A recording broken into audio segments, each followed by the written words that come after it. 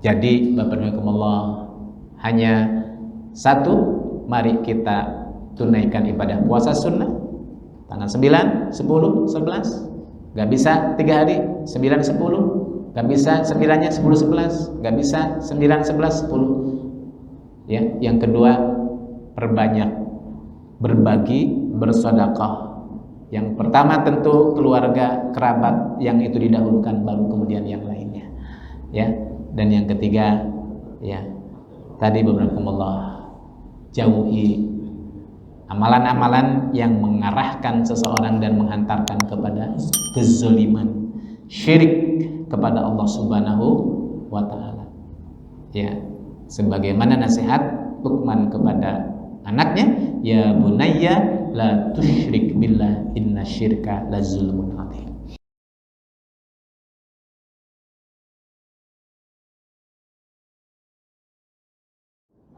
Kita baru memasuki tahun baru 1447 Hijriah, ya. Dan kita berada di hari Rabu pertama di bulan ini. Nah, oleh karena itulah maka kita mengambil tema tentang keutamaan bulan Muharram, ya. Yang biasa kita ngambil dari kitab tentang adabul muslim fil yaumi wa laila, adab-adab seorang muslim dalam aktivitas kesehariannya. Kita selingi dulu dengan kajian kitab Mukassafatul Qulub, ya, karya Imam Al-Ghazali. Imam Al-Ghazali menulis sebuah kitab tidak terlalu tebal, Bapak Ibu. Ya. Kalau Ihya Ulumuddin itu 4 jilid, nah, kalau ini cuma 1 jilid. Isinya tentang apa? Sesuai dengan judulnya, Mukassafatul Qulub, ya, menyingkap tabir hati. Karena beliau di akhir hayatnya dia mendalami ilmu tasawuf, dan kemudian tasawuf itulah sebagai jalan kehidupannya. Sebelumnya beliau seorang yang mendalami tentang ilmu filsafat. Sesuai dengan judulnya, Mukassafatul Qulub, menyingkap tabir hati, karena dalam konsep tasawuf itu bahwa kebenaran, kebaikan seseorang itu akan sangat ditentukan oleh bersih dan tidaknya hati, ya. Nah, dalam pembahasan tentang tazkiyatun nafs atau Mukassafatul Qulub ini, hampir semua bicara tentang fadhailul a'mal, ya, amalan-amalan yang akan memotivasi kita untuk, ya, beramal, ya, beramal saleh. Nah, Bapak Ibu, sebelum saya membacakan beberapa paragraf terkait dengan isi kitab ini, persepsi manusia atau persepsi orang dalam mensikapi bulan Muharram ini memang di masyarakat kita paling tidak ada 3 hal, 3 pendapat atau 3 asumsi. Masyarakat Syiah menganggap bahwa bulan Muharram ini adalah bulan kesedihan, ya, bulan duka cita, khususnya Syiah Isna Asy'ariyah, Syiah Rafidhah, di sebuah sekte aliran Syiah yang menganggap dan menolak kepemimpinan Abu Bakar, Umar, Utsman, dan mengklaim bahwa pemimpin yang sah setelah Nabi wafat itu dilanjutkan dengan 12 imam, 12 pemimpin, mulai dari Imam Sayyidina Ali, Hasan, Husain, sampai nanti imam yang terakhir yaitu Imam Mahdi. Jadi Imam Mahdi dalam perspektif orang Syiah itu nanti, Pak, imam yang ke-12 yang akan turun untuk menyelamatkan umat. Nah, 12 imam ini maksum menurut mereka, ya, terjaga dari kesalahan sama dengan Nabi.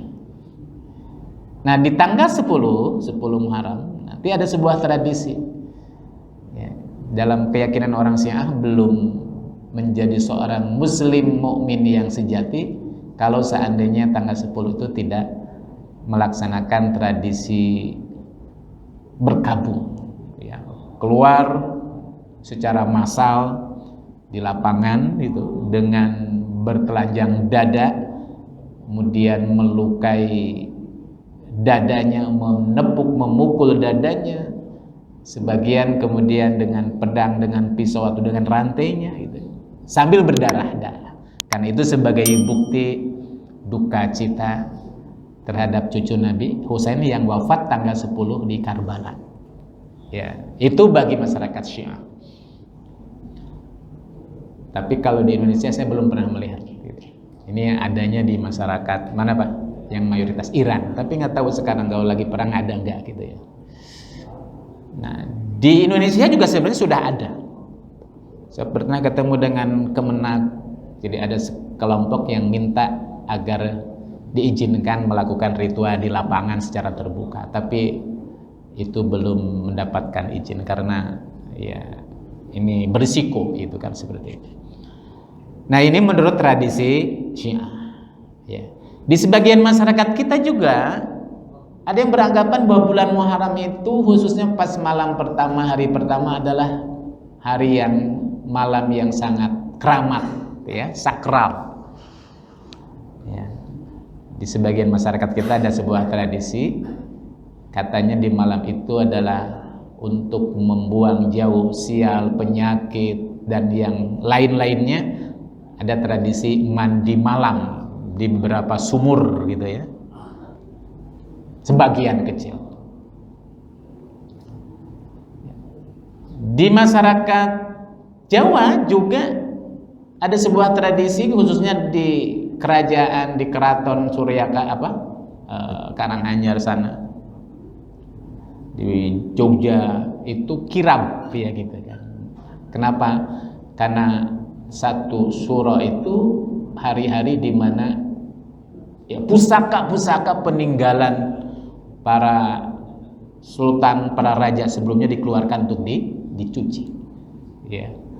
Dan biasanya satu suro itu hari yang dinanti-nanti oleh sebagian masyarakat karena keluarnya sang kiai ya gitu. Kiai Slamet. Kebo albino ya gitu kan, yang berwarna merah kulitnya itu ditunggu-tunggu Pak. Ya, ditunggu-tunggu karena konon katanya itu memberikan berkah. Ya, ini sebuah tradisi budaya. Ya. Nah, kita Bapak Ibu tidak akan berbicara tentang masalah itu, tapi bagaimana ya pandangan Islam dalam hal ini Nabi mengajarkan kepada kita ketika memasuki Muharram. Nah, ternyata Bapak Ibu di dalam kitab ini dibahas gitu, bahwa di dalam Islam itu bulan Muharram itu bulan yang bukan pembawa sial gitu kan, bukan bulan keramat ya, tapi adalah satu dari bulan yang dimuliakan, termasuk satu dari 4 bulan yang diistimewakan dan Allah abadikan dalam Al-Quran surat apa Pak? At-Taubah. A'udzubillahi minasyaitonirrajim. Inna iddatash syuhuri innallahi 12 syahra fi kitabillahi yawma khalaqas samawati wal ard minha arba'atun hurum dzalikad dinul qayyim fala tazlimu fihinna anfusakum. Itu surat At-Taubah ayat 36. Jadi kata Allah Subhanahu wa taala, sesungguhnya hitungan bulan itu ada 12. Bulan Hijriah Pak ya. Mulai dari bulan Muharram, kemudian apa? Safar. Terus apa udah Safar? Rabiul Awal, Rabiul Akhir, Jumadil Ula, Jumadil Akhir. Terus Juni, Juli, Rajab gitu. Sampai antara Muharram sampai Zulhijjah. Minha dari 12 bulan itu arba'atun, 4 arba'at. Hurum itu dimuliakan, diharamkan gitu ya. Karena kemuliaan. Hurum, haram, ihram itu maknanya sama Pak. Kenapa pakaian yang dipakai saat kita menunaikan ibadah haji umroh disebut pakaian ihram, betul Pak? Karena kalau sudah kita pakaian itu, maka haram melakukan sesuatu yang akan membatalkan haji kita. Ya. Takbiratul ihram.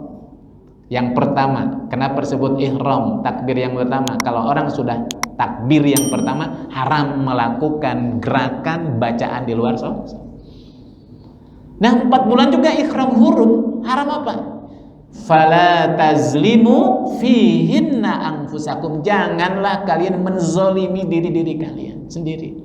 Menzolimi diri kita berarti apa? Kita melakukan pelanggaran terhadap syariat.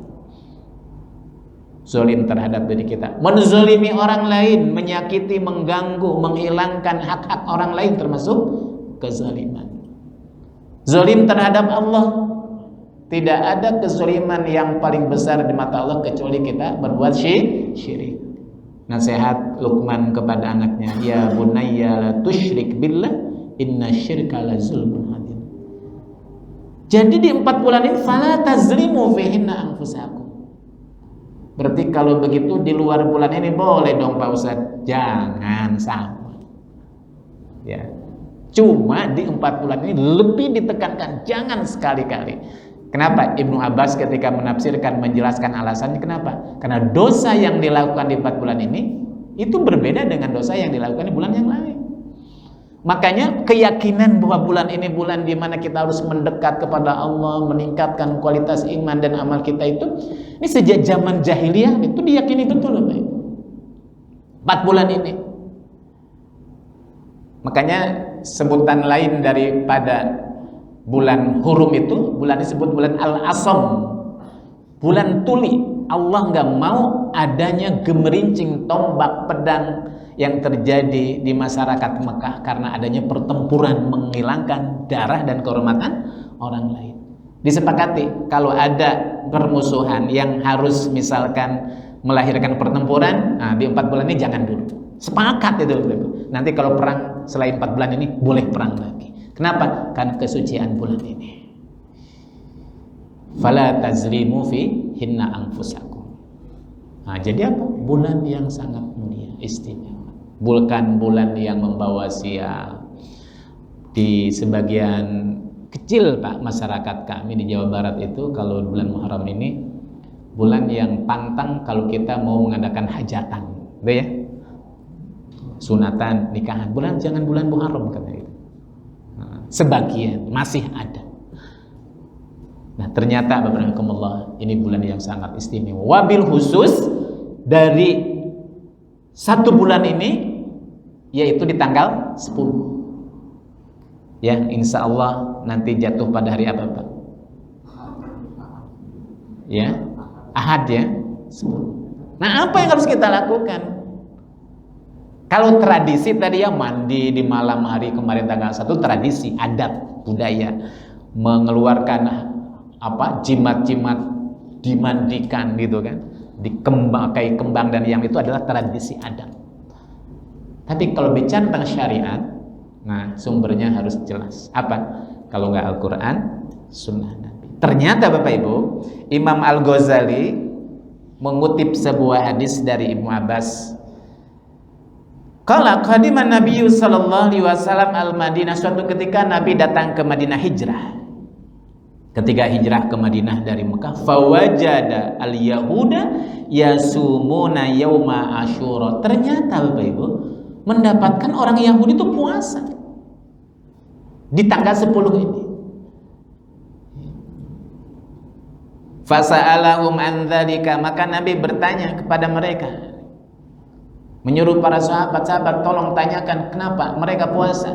Faqalu, maka kata orang Yahudi, inna hadzal yaum azharahu Allahu fihi Musa, karena pada hari inilah Allah memenangkan Nabi Musa dan menyelamatkan Bani Israel dari kejaran Fir'aun. Jadi tanggal 10 itu Nabi Musa diselamatkan, Bani Israel diselamatkan, dan orang kaum Fir'aun dan bala tentaranya ditenggelamkan di Lautan Merah. Nah, mereka puasa apa? Ta'ziman, sebagai bentuk rasa syukur dan pengagungan terhadap hari ini. Faqala Nabi berkata, nahnu aula bi Musa. Kalau begitu yang lebih bersyukur atas diselamatkannya Nabi Musa dan Bani Israel, kita lah, kan itu. daripada orang Yahudi. Fa amarahu bisaumihi, maka pada waktu itulah Rasul menyuruh para sahabat untuk berpuasa juga. Hanya saja nanti diakhiri dalam hadis yang lain, Nabi menyuruh kepada para sahabat khaliful Yahud, karena mereka juga punya tradisi praktek ibadah, maka kita jangan sama. Khalifu, berbedalah dengan mereka. Sumu qablah, tambah 1 hari tanggal 9-nya atau tanggal 11-nya. Tapi Nabi tidak sempat melakukannya karena dipanggil oleh Allah Subhanahu wa taala. Jadi Nabi itu cuma tanggal 10, tapi para sahabat berikutnya dan kemudian diabadikan oleh para ulama terkait dengan hukum puasa sunnah ini, maka afdolnya 3 hari, 9, 10, 11. Nggak bisa 9, 11, 10. 11-nya nggak bisa, 9, 10. Nggak bisa 9-nya, 11-nya nggak bisa, 10. Nggak bisa 3-3-nya, ya nggak apa-apa juga. Namanya juga sunnah, ya. Tapi apa? Ini bulan yang dimuliakan. Wa qad warada fi fadli Asyura atharun katsiratun, bahkan kata Imam Ghazali itu banyak athar yang menjelaskan kepada kita tentang apa? Keutamaannya. Kenapa, ada apa tanggal 10 itu? Annahu tiba ala Adam fihi, Adam alaihissalam taubatnya tanggal 10. Saat disuruh untuk tidak mendatangi dan memakan buah khuldi, tapi kemudian terbujuk rayu, kemudian menyesal, taubat, itu tanggal 10. Wa kana khuliqa fihi, diciptakan juga tanggal 10. Wa fihi udkhilal jannah, dimasukkan ke surga juga tanggal 10. Wa fihi khuliqal arsy wal kursi, arsy jagat raya alam ini diciptakan, langit, wasyamsu matahari, wal qamar bulan, wan nujum bintang, wa wulida Ibrahim, Nabi Ibrahim lahir tanggal 10. Wa kanat najatuhu minan nar, diselamatkannya juga dari kobaran api Raja Namrud tanggal 10. Wa kadzalika najata Musa, Nabi Musa dan Firaun ditenggelamkan. Begitu juga Pak, wulida Isa, Nabi Isa dilahirkan. Wa fihi rufi'a ila sama, diangkatnya ke langit tanggal 10. Wa fihi rufi'a Idris, Nabi Idris diangkat derajatnya. Wa istawat safinatun Nuh alal judi, diselamatkannya perahu Nabi Nuh di bukit Judi. Wa utiya fi Sulaiman al-muluk, Nabi Sulaiman diberikan kerajaan pada tanggal 10. Wa ukhrija Yunus, Yunus dikeluarkan dari perut ikan paus. Wa warada basaru Yaqub, Nabi Yaqub disembuhkan matanya dari kebutaannya. Setelah berapa lama Bapak Ibu? 35 tahun kurang lebih buta. Dan baru dikabulkan doanya. Kan Nabi Yakub itu di saat Nabi Yusuf itu dibawa oleh anak-anak yang lainnya, saudaranya, kemudian dibuang. Setelah dibuang, kemudian kata saudara-saudaranya, Yusuf dimakan serigala. Nabi Yakub nggak yakin selamat, ya, sedih, saking menangis tiap hari itu kan buta. Tapi doanya nggak pernah putus. Baru dikabulkan oleh Allah doa Nabi Ayub setelah kurang lebih berapa? 35 tahun berdoa. Kan baru ketemu dengan Nabi Yusuf ketika Nabi Yusuf sudah jadi menteri keuangan kalau sekarang gitu kan, menteri logistik sejak usia TK. Ya. Luar biasa ya. Nabi Ayub saja berdoa harus nunggu sekitar 35 tahun. Kita pingin doanya tuh, kalau pingin doa waktu pagi malamnya dikabulkan, ya gak gitu kan? Nabi Ayub itu 35 tahun Bapak Ibu. Luar biasa. Dan disembuhkan dari kebutaannya. Itu tanggal 10. Ya.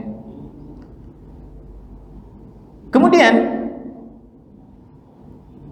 wa awalu matarin, pertama diturunkannya hujan dari langit. Itu pada kana yaumu Asyura wa kana saumuhu, maka sejak itulah, karena banyak pertolongan-pertolongan, kejadian-kejadian yang bersejarah, itulah maka tanggal 10 ini juga Allah mewajibkan puasa kepada Nabi Muhammad SAW. Sebelum apa Pak? Sebelum wajibnya puasa Ramadan. Jadi dulu puasa tanggal 10 itu wajib. Tapi karena kemudian Allah menurunkan puasa Ramadan pada tahun kedua Hijriah, maka kemudian apa? saum yang tanggal 10 itu hukumnya jadi sunnah. Kalau dalam riwayat yang lain itu Bapak Ibu, sampai saking wajibnya pada waktu itu, kata Aisyah menyebutkan para ummahat, ibu-ibu para sahabat itu ketika menyaksikan anak-anaknya yang masih anak-anak usianya, itu diwajibkan untuk puasa juga. Sampai ketika mereka merengek-rengek ingin makan, ingin minum, kata Aisyah, nahnu naja'alu lu'batan minal ihn, kami buatkan mainan, boneka-bonekaan yang terbuat dari kapas. Ya. Kemudian ketika mereka ingin makan, ingin minum, kami berikan mainan itu hingga sampai kemudian dia lupa dan akhirnya selesai juga puasa. Dulu bagaimana orang tua melatih anaknya untuk berpuasa. Ya. Tsumma nusikha bihi, kemudian dihapuskan kewajibannya, ya, qabla al-hijrah. Kemudian Bapak rahimakumullah,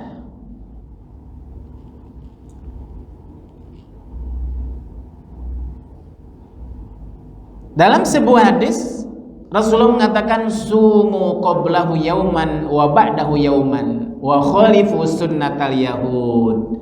Karena orang Yahudi puasa juga, puasa kalian tambah 1 hari atau setelahnya dan berbedalah dengan orang Yahudi. Ini yang pertama. Jadi apa Pak? Amalan yang mendekatkan diri kita kepada Allah dalam mengisi kemuliaan bulan Muharram. Nanti tanggal 10 kita menunaikan ibadah puasa. Waruwiya al-Baihaqi, disebutkan dalam riwayat al-Baihaqi fi Syu'bil Iman, dalam bab cabang iman, man wasi'a ala iyalihi wa ahlihi fi yaumi Asyura wasi'a Allahu alaihi fi sa'iri sannatihi.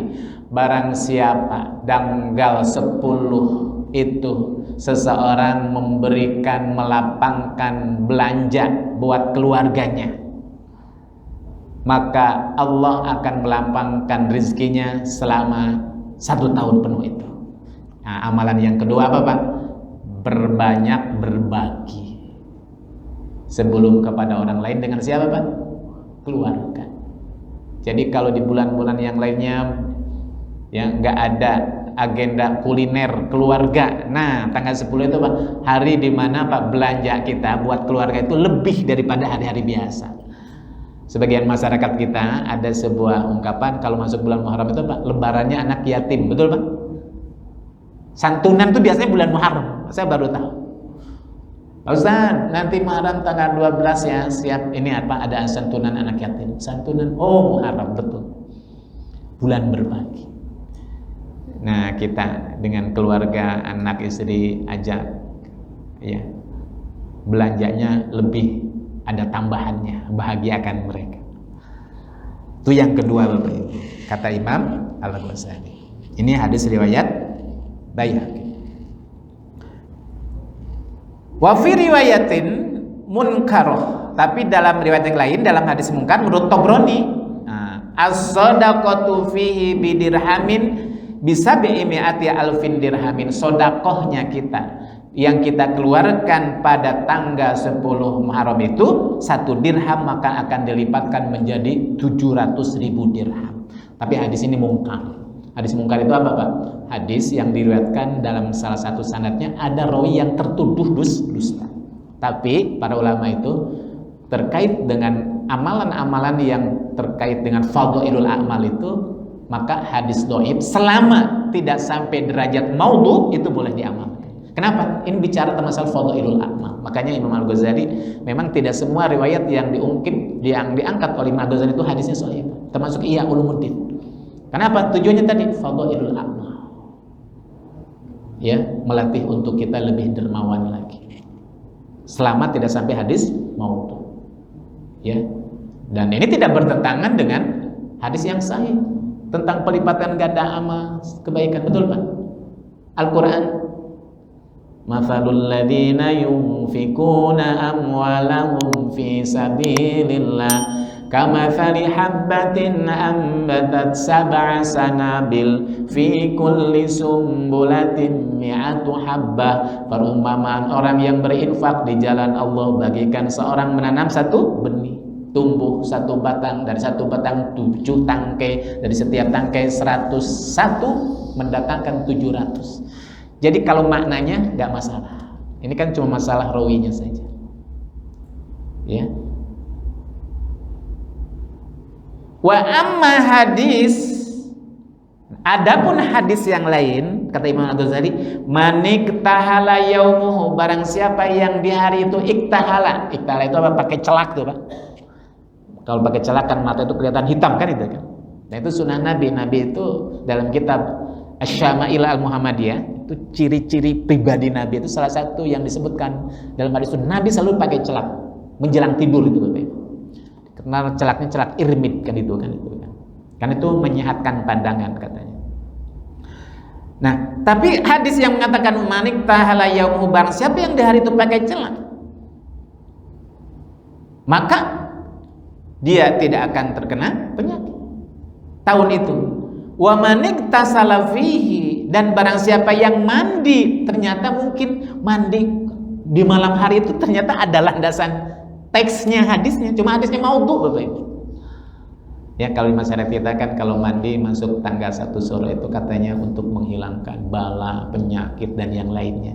Ternyata ada hadisnya maudhu, barang siapa yang mandi di hari itu malam. Tapi di sini apa? Yaum itu hari, bukan malamnya. Kalau di tradisi masyarakat kita kan malam ya kan, jam 12 sampai lek-lekan, nggak tidur, apa bersemedi di dalam air sekian 7 curug misalkan itu. Kalau di sini mandi tasara. Fa maudhu'un, maka hadisnya apa? Maudhu. Maudhu itu apa? Hadis palsu, Pak. Nggak punya sanadnya, nggak punya siapa yang meriwayatkan. Ujuk-ujuk ada barang siapa yang mandi, ya. Karena kalau yang sahih sunnahnya mandi junub itu apa? Mau ihram, betul Pak? Sholat Jumat, hari raya Idul Fitri, Idul Adha, itu sunnah sahih, ya. Kemudian apa? Waqad sarahal hakim. Nah, Imam Al-Hakim ahli hadis di anal iktihal yaumuhu bid'ah. Kalau Imam Hakim itu mengatakan khusus di malam itu, di hari itu pakai celak itu bid'ah. Wa qala Ibnu Qayyim berkata hadisul iktihal, hadis tentang pakai celak, wa tabhul hubub, dan apa? Memasak al-hubub itu kacang-kacangan. Di masyarakat kita itu khusus ada, kalau di tanggal 10 itu bubur syuro katanya ya. Jadi ada kacang-kacangan 7 macam gitu kan itu. Ternyata apa? Menggunakan nas ini. Wa tabhul hubub, memasak kacang-kacangan, wal adhan, mewangi-wangian, wa tatayyub yaum Asyura, pada hari Asyura, min wad'il kadzibin, itu memang sesuatu yang dibuat-buat. Kalau dia mengatakan Nabi berkata, kan itu kan. Nah, itu yang masalah, itu Nabi berkata, pada Nabi tidak berkata. Cuma kalau pada tanggal 10 kita masak-masak, ya, membahagiakan keluarga, pakai wangi-wangian, ya nggak ada larangan. Kalau pakai wangi-wangian itu emang setiap hari pakai wangi-wangian nggak masalah gitu. Yang jadi masalah itu meminjam perkataan dan Nabi tidak mengatakan begitu. Terakhir Bapak Ibu, annama usiba bihil Husain, apa adapun yang menimpa cucu Nabi Husain yauma Asyura, yang pada tanggal 10, innama huwa syahadah, dia adalah salah satu bentuk syahidnya beliau, adalah ala mazidi rif'atihi, dan itu menunjukkan atas apa Pak? Tingginya derajat beliau di mata Allah Subhanahu wa taala, ya. Dan Allah Subhanahu wa taala angkat derajatnya.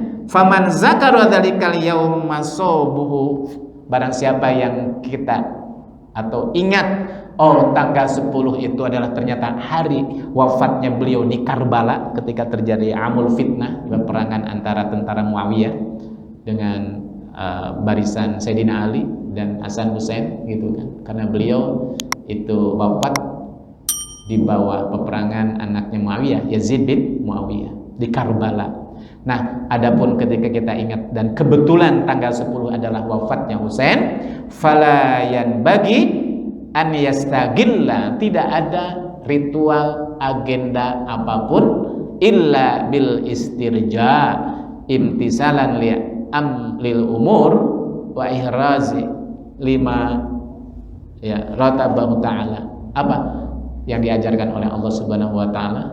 Kalau kita mendapatkan musibah tidak ada kecuali istirja. Istirja itu apa, Pak? Kalimat inna lillahi wa inna ilaihi raji'un. Jadi nggak ada ritual khusus. Apalagi sampai kemudian mencelakai, mencederai jasad kita, memukul-mukul dada. Kan dalam sebuah hadis Nabi mengatakan laisa minna, tidak termasuk bagian daripada kelompok kami yang memukul-mukul dada, merobek-robek baju, ya, dan kemudian memukul-mukul wajah. Kalau seandainya ada musibah, kenapa? Karena itu salah satu di antara pertanda ketidakikhlasan, ketidakridhoan ketika seorang mendapatkan musibah. Nangis, sedih, iya, manusiawi, tapi tetap yang keluar dari kalimat kita inna lillahi wa inna ilaihi raji'un. Jadi tidak boleh, tidak sampai kemudian melukai badan kita, ya. Apa? Karena itu termasuk an-niyahah. Niyah itu meratapi, ya, dan itu tidak diperbolehkan. Jadi Bapak Ibu Allah, hanya satu, mari kita tunaikan ibadah puasa sunnah tanggal 9, 10, 11. Gak bisa 3 hari 9, 10. Gak bisa 9-nya 10, 11. Gak bisa 9, 11, 10. Ya, yang kedua, perbanyak berbagi, bersedekah. Yang pertama tentu keluarga, kerabat, yang itu didahulukan, baru kemudian yang lainnya, ya. Dan yang ketiga, ya, tadi beberapa Allah, jauhi amalan-amalan yang mengarahkan seseorang dan menghantarkan kepada kezaliman, syirik kepada Allah Subhanahu wa taala. Ya, sebagaimana nasihat Luqman kepada anaknya, ya bunayya la tusyrik billah innasyirka lazulmun adzim. Bapak dan Ibu Allah, ini kurang lebih ya cuplikan penjelasan dari Imam Al-Ghazali terkait dengan keutamaan bulan Muharram. Ya, satu dari 4 bulan yang dimuliakan oleh Allah Subhanahu wa taala. Mudah-mudahan kita bisa mengambil ibrah dan kita bisa mengamalkan sunnah-sunnah Nabi Muhammad sallallahu alaihi wasallam bagi kita. Demikian saya rasa kajian kita di sore hari ini. Insyaallah kita bertemu lagi dalam tema yang lain, bisa diambil dari Mukasafatul Qulub atau kembali kepada kajian Adabul Muslim fil Yaumi wa Lailah. Assalamualaikum warahmatullahi wabarakatuh.